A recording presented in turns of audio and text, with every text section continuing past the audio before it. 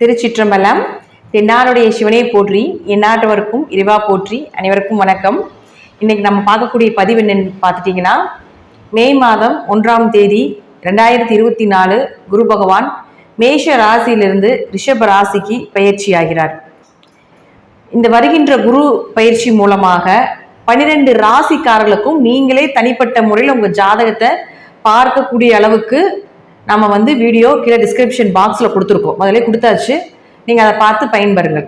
இப்போ நம்ம பார்க்கறது என்ன விஷயம் அப்படின்னு பார்த்துட்டிங்கன்னா, இந்த குரு பயிற்சி மூலமாக யாருக்கெல்லாம் பூர்வீக சொத்து கிடைக்கும், உயர்கல்வி படிக்கக்கூடிய அமைப்பு யாருக்கு, கோவில் கட்டக்கூடிய அமைப்பு யாருக்கு, திருப்பணிகள் கோவில் திருப்பணி செய்யக்கூடிய அமைப்பு யாருக்கு, நல்ல குரு கிடைப்பாரா, குரு தீட்சை கிடைக்குமா, தீர்த்த யாத்திரை யாரெல்லாம் செல்ல போறாங்க அப்படிங்கிறத பத்தி தான் நம்ம இந்த வீடியோல பார்க்க போறோம். இது எல்லாமே ஒரே கிரகம், ஒரே பாவகம், ஒரே ராசி கட்டம் தான் இது எல்லாத்துக்குமே. இப்போ ஒவ்வொரு ராசிக்கும் ஒவ்வொரு லக்னத்துக்கும் தனித்தனியா எப்படி இருக்கும் அப்படிங்கிறத பார்க்கலாம். அதற்கு முன்னாடி நம்மளுடைய சேனலையும் சப்ஸ்கிரைப் பண்ணிக்கோங்க. பெல் பட்டன்ல ஆல் அப்படின்னு சொல்லக்கூடிய பட்டனை கிளிக் பண்ணிக்கோங்க. அப்பதான் நம்ம போடக்கூடிய அனைத்து பதிவுகளுமே உங்களுக்கு உடனுக்குடன் வந்துட்டே இருக்கும். இப்போ இங்க ஸ்டார் போட்டிருக்கக்கூடிய 6 ராசி கட்டங்கள் இருக்கு இல்லைங்களா? இப்போ இந்த 6 ராசி கட்டத்துல நான் சொல்லக்கூடிய கிரகங்கள் உங்க ஜாதகத்துல இருக்கான்னு பாருங்க. இது ஒவ்வொரு ராசி லக்னத்துக்கு தனித்தனியா சொல்றேன். ராசி என்றால் உடல், லக்னம் என்றால் உயிர். அப்ப நீங்க ரெண்டுக்குமே பார்க்கணும், ராசிக்கும் பார்க்கணும், லக்னத்துக்கும் பார்க்கணும். அப்ப ராசி லக்னத்துக்கு பார்க்கும்போது அந்த கிரகங்கள் இந்த ராசி கட்டத்துல இருந்தால், இந்த 6 ராசி கட்டத்துல எங்க இருந்தாலும் இந்த யோகத்தை இந்த குரு பயிற்சி மூலமாக நீங்கள் நிச்சயமாக பெறுவீர்கள். அதுல மாற்றமே இல்லை. அதே போல பெருமாள் ஸ்தானம்னு சொல்லக்கூடிய 1, 4, 7, 10க்குண்டான திசையோ புத்தியோ, அதே போல மகாலட்சுமி ஸ்தானம்னு சொல்லக்கூடிய 1, 5, 9க்குண்டான திசைகளோ புத்திகளோ நடந்தால் 100% நடக்கும். மறைவு ஸ்தானம் அப்படின்னு சொல்லக்கூடிய 3, 6, 8, 12ஆம் அதிபதி திசைகளோ அல்லது பாதகாதிபதி திசைகளோ உங்க ஜாதகத்துல மறைந்து திசை புத்தி நடத்தினாலும் நிச்சயமாக நடக்கும். இப்ப ஒவ்வொரு ராசிக்கும் லக்னத்திற்கும் நம்ம பார்க்கலாம். இப்ப மேஷ ராசி மற்றும் மேஷ லக்னக்காரர்களுக்கு இந்த யோகத்தை கொடுக்கக்கூடிய கிரகம் யாருன்னு பார்த்துட்டீங்கன்னா குரு பகவான் தான்.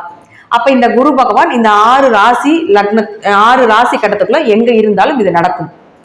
அடுத்து ரிஷப ராசி மற்றும் ரிஷப லக்னக்காரர்களுக்கு இந்த யோகத்தை கொடுக்கக்கூடிய கிரகம் சனி பகவான். அடுத்து மிதுன ராசி மற்றும் மிதுன லக்னக்காரர்களுக்கு அவர்களுக்கும் சனி பகவான் இந்த யோகத்தை கொடுக்க போகிறார். அடுத்து கடக ராசி மற்றும் கடக லக்னக்காரர்களுக்கு குரு பகவான் தான் இந்த யோகத்தை கொடுக்க போகிறார். சிம்ம ராசி மற்றும் சிம்ம லக்னக்காரர்களுக்கு செவ்வாய் இந்த யோகத்தை கொடுப்பார். அடுத்து கன்னி ராசி மற்றும் கன்னி லக்னக்காரர்களுக்கு சுக்கிர பகவான் இந்த யோகத்தை கொடுப்பார். அடுத்து துலா ராசி மற்றும் துலா லக்னக்காரர்களுக்கு பார்த்துட்டீங்கன்னா புதன் பகவான் இந்த யோகத்தை கொடுப்பார். அடுத்து விருச்சக ராசி மற்றும் விருச்சக லக்னக்காரர்களுக்கு பார்த்துட்டீங்கன்னா இயற்கையாகவே இந்த வருடம் இது எல்லாமே இவர்களுக்கு அமையும் அப்படிங்கிறதுல மாற்றம் இல்லை. அடுத்து தனுசு ராசி மற்றும் தனுசு லக்னக்காரர்களுக்கு பார்த்துட்டீங்கன்னா இந்த வருடம் சூரியன் தான் இந்த யோகத்தை கொடுக்க போகிறார். அடுத்து மகர ராசி மற்றும் மகர லக்னக்காரர்களுக்கு புதன் பகவான் தான் இந்த யோகத்தை கொடுப்பார். கும்பராசி மற்றும் கும்ப லக்னக்காரர்களுக்கு சுக்கிர பகவான் தான் இந்த யோகத்தை கொடுப்பார். மீன ராசி மற்றும் மீன லக்னக்காரர்களுக்கு பார்த்துட்டீங்கன்னா செவ்வாய் இந்த யோகத்தை கொடுப்பார். அப்போ ஒவ்வொரு ராசிக்கும் லக்னத்துக்கும் இந்த கிரகத்தை சொல்லியிருக்கேன். இந்த கிரகங்கள் உங்க ஜாதக கட்டத்தில் இருந்தால் நிச்சயமாக உயர்கல்வி படிப்பீங்க, அப்பாவினுடைய ஆதரவு கிடைக்கும், அப்பா மூலமாக உதவிகள் கிடைக்கும், பூர்வீக சொத்து, பரம்பரை சொத்து, இந்த டைம்ல ஏதாவது கேஸ் நடந்துட்டு இருக்கு அல்லது ஏதாவது ஒரு பிரச்சனையில் இருக்கு அப்படின்னு நினைச்சீங்கன்னா இப்போ மூவ் பண்ணீங்கன்னா கண்டிப்பா நடக்கும். அது உங்க பக்கம் வரும். அல்லது இப்ப போய் நீங்க அப்பாட்ட கேட்டீங்கன்னாலும் கிடைக்கும். அதே போல கோவில் கட்டுமான பணி செய்யறது, கோவில் கட்டக்கூடிய ஒரு அமைப்பு, கோவில் கும்பாபிஷேகம் பண்ணக்கூடிய ஒரு அமைப்பு, கோவில் திருப்பணிக்கு உதவிகள் செய்யறது, நல்ல குரு அமைவது, குரு தீட்சை கிடைப்பது, இது எல்லாமே இந்த ராசி கட்டத்துக்குள்ள, இந்த 6 ராசி கட்டத்துக்குள்ள நான் சொன்ன கிரகங்கள் இருந்தால் நிச்சயமாக 100% நடப்பதற்குண்டான வாய்ப்புகள் உண்டு. நன்றி.